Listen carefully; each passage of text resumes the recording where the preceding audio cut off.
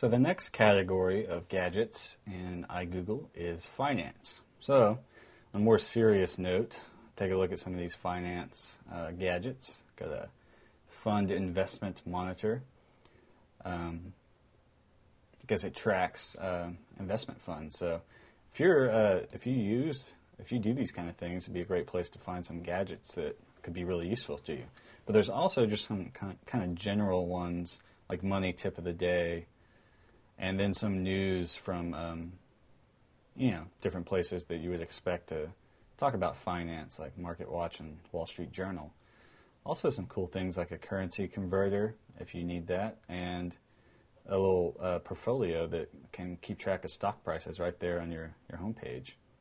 And then another stock portfolio. So a lot of stuff related to stocks, and then any kind of news sources that focus on money and finance.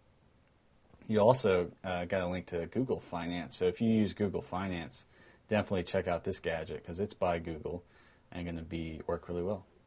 So let's take a look at some of those gadgets we added. Got our Google Finance portfolios showing me the Dow, the NASDAQ. So if this is if this is news and information that you're interested in, check out these gadgets, and you can get really specific to exactly what you want, like your portfolio, your stock prices, and get real specific or general, kind of like this one.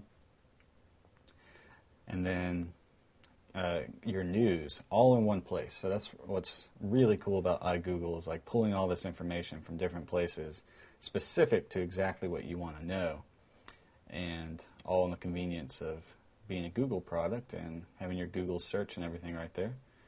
And then we've got like just a little fun stuff like this finance tip of the day as well. So those are some of the finance gadgets that you can add to your iGoogle homepage.